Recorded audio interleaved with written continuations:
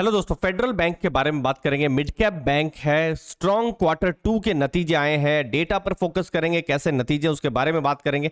सबसे पहले आपको मैं शेयर प्राइस बता दूं, अगर आप 1 ईयर रिटर्न देखें तो 37% का फेडरल बैंक ने रिटर्न दिया है। और रिजल्ट्स के बाद अगर आप 14 अक्टूबर को चूंकि रिजल्ट आए हैं, रिजल्ट के बाद आप देख सकते हैं एक दिन में शेयर प्राइस 4.7% ऊपर है और अभी आपको शेयर प्राइस 130 के आसपास, 130 से ऊपर देखने को यहां पर मिलेगा। बहुत बड़ा जो इसका ट्रिगर रहा है वो है स्ट्रॉन्ग जो क्वार्टर 2 के रिजल्ट आए हैं। अब देखिए, जब हम रिजल्ट्स की बात कर रहे हैं तो देखिए बैंक कमाती कैसे है, उनको इंटरेस्ट इनकम चाहिए, क्योंकि जब वो लोन देती है, लोन से जब इंटरेस्ट उनको मिलता है, चाहे आप होम लोन करिए या पर्सनल लोन या गोल्ड लोन कुछ भी, तो देखिए ये है 1762 करोड़ की ये इनकम बढ़ी है।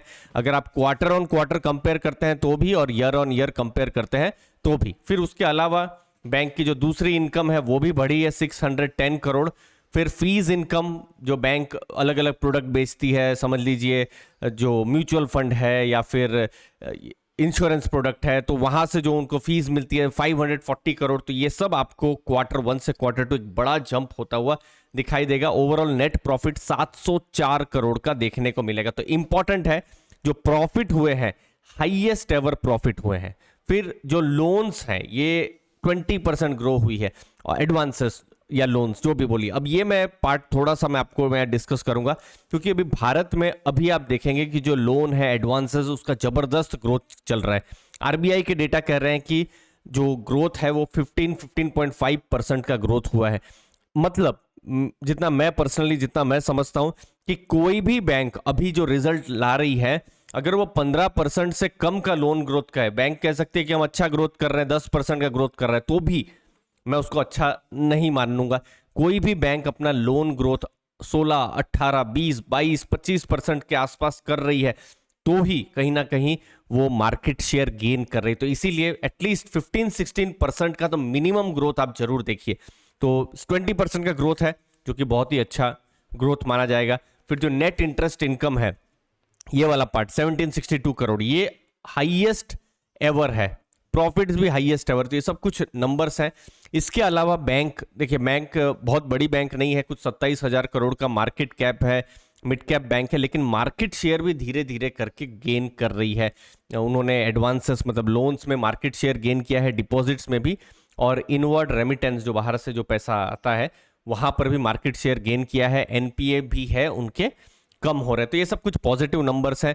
इसके अलावा जो दूसरा जो नंबर मैं आपके साथ जो शेयर करूंगा वो है ऑपरेटिंग प्रॉफिट का, जहां पर 1212 करोड़ का उनका प्रॉफिट बढ़ा है। बाकी जितने भी नंबर देखिए, इंटरेस्ट इनकम 19% ग्रोथ हुआ है, इंटरेस्ट एक्सपेंसेस का भी हुआ है, लेकिन 19.1% नेट इंटरेस्ट इनकम उनकी यहां पर रही है। ओवरऑल 53% प्रॉफिट ग्रोथ यहां पर देखने को मिला है, और मार्केट ने भी इन रिजल्ट्स को चीयर किया है।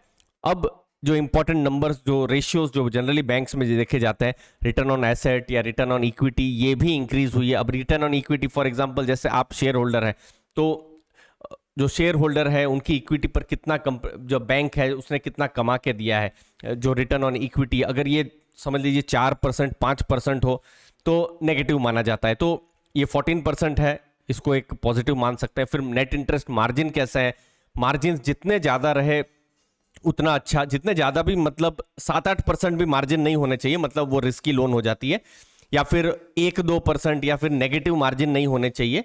मार्जिन देखिए 3 से 4-4.5% हो, या फिर मार्जिन बढ़ते रहे तो उसको पॉजिटिव आप मान सकते हैं। तो इनके मार्जिन 3.2 से 3.22 और अभी 3.3, तो ये मार्जिन अच्छे कहे जा सकते हैं। मार्जिन मतलब क्या है कि जो भी उन्होंने लोन्स दिए हुए हैं उस पर कंपनी या बैंक जो है, बैंक कितना कमा रही है, ये इसलिए इंपॉर्टेंट है। अगर मार्जिन कम हो रहे हैं तो इसका मतलब क्या है कि उनका वो प्राइसिंग पावर उतना बहुत ज़्यादा नहीं है, मतलब लोन्स पर वो उतना कमा नहीं पा रही है, डिपॉजिट्स पर वो ज़्यादा, जैसे फिक्स डिपॉजिट है, सेविंग अकाउंट पर ज़्यादा इंटरेस्ट दे रही है, लेकिन वो उतना कमा नहीं पा रही। बट 3.3 है जो मैं डिसेंट कहूँगा।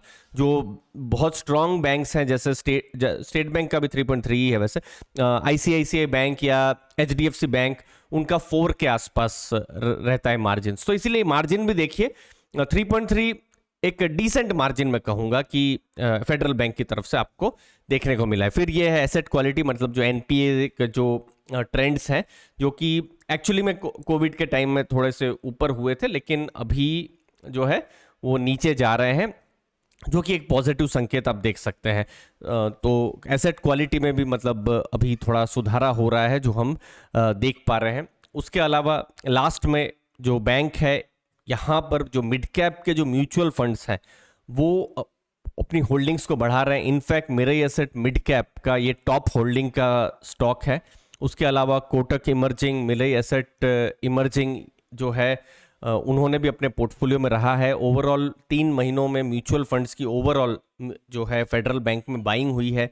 उसके अलावा अभी जो रिजल्ट है, एक्सपेक्टेड भी था स्ट्रॉन्ग रिजल्ट आएंगे, हमने देखा स्टॉक प्राइस भी अच्छा खासा है। प्राइस टू बुक कुछ 1.2 1.3 के आसपास में है, जो कि जो दूसरी जो बैंक्स हैं उनको जो प्रीमियम वैल्यूएशन मिला है उतना ज़्यादा नहीं मिला है।